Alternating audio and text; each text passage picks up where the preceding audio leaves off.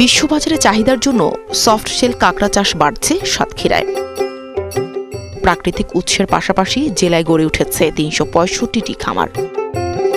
কোভিডের ধকল কাটিয়ে ফের ফ্রোজেন সফট শেল কাঁকড়ার রপ্তানি বাড়ছে ইউরোপ ও আমেরিকা সহ বিভিন্ন দেশে।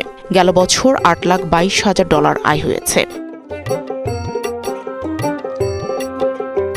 বিদেশে চাহিদা থাকায় ৮০-র দশকের সাতক্ষীরার উপকূলীয় এলাকায় ব্যাপক হারে শুরু হয় বাগদা চিংড়ির চাষ।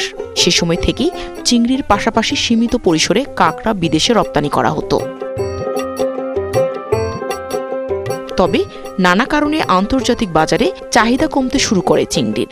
বিকল্প হিসেবে ২০১৪ সালে সাতক্ষীরার একটি খামারে প্রথম প্লাস্টিকের খাঁচা পদ্ধতিতে সফট শেল কাঁকড়ার চাষ শুরু হয়। শুরুতে চাহিদা কম থাকলেও বর্তমানে বিশ্বের বিভিন্ন দেশে এই জাতের কাঁকড়ার চাহিদা বেড়েছে।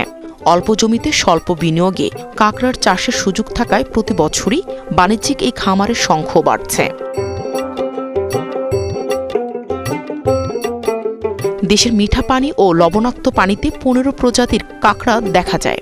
কাঁকড়া চাষের বেলায় সুন্দরবনের নদীর নালা থেকে কিশোর কাঁকড়া সংগ্রহ করে খাঁচায় রাখা হয়।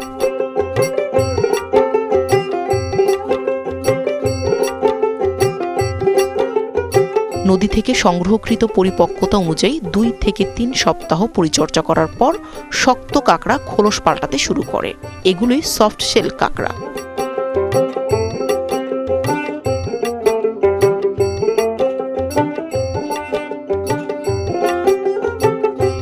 এ সময় কাঁকড়াকে খাবার হিসেবে দেওয়া হয় তেলাপিয়া, কুচিয়া বা অন্য সব ছোট মাছ।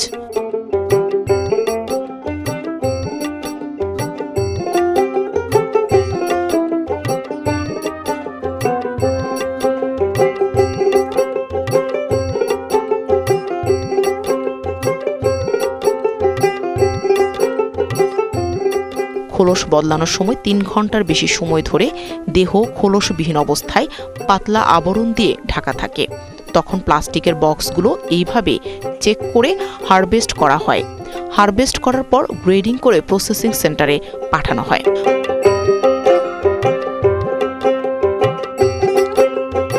বর্তমানে জেলার ৩৬৫টি খামারে চাষ করা হচ্ছে, যেখান থেকে গেল বছর $৮,২২,০০০ বৈদেশিক মুদ্রা আয় হয়েছে। বর্তমানে বাংলাদেশে মোটাজাতকরণ ও সফট শেল কাঁকড়ার বাণিজ্যিক উৎপাদন করা হচ্ছে। আন্তর্জাতিক বাজারে যা ফ্রোজেন অবস্থায় রপ্তানি করা হয়।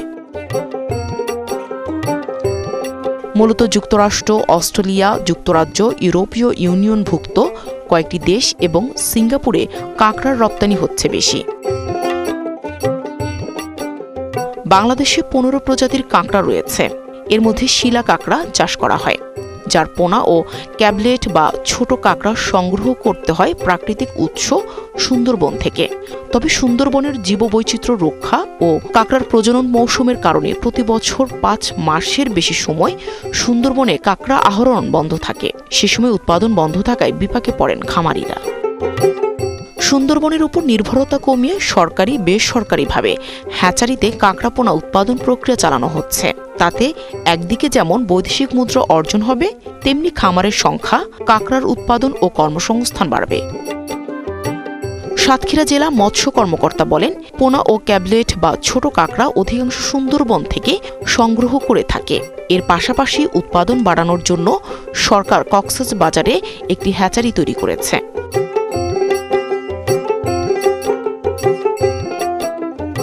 সাতক্ষীরার বিভিন্ন এলাকায় কাঁকড়া চাষ নিয়ে শুরু হয়েছে নানা প্রকল্প। এসব প্রকল্পের মাধ্যমে কাঁকড়া চাষের নতুন নতুন পদ্ধতি বের করার চেষ্টা চালাচ্ছেন প্রকল্প কর্মকর্তারা। তারা বলছেন, বাংলাদেশ অ্যাকুয়াকালচারের দিক থেকে অনেকটা এগিয়েছে, তবে কাঁকড়া চাষের জন্য এখানে নেই পর্যাপ্ত হ্যাচারি। পাশাপাশি চাষিদের দিতে হবে আর্থিক সহায়তা।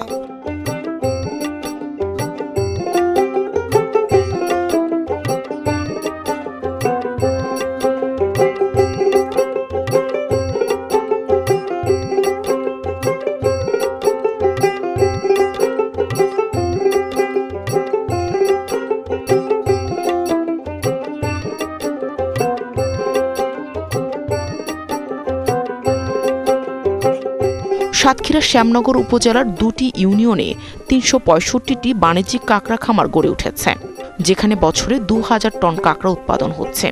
এসব খামারে কর্মসংস্থান হয়েছে 10,000 মানুষের।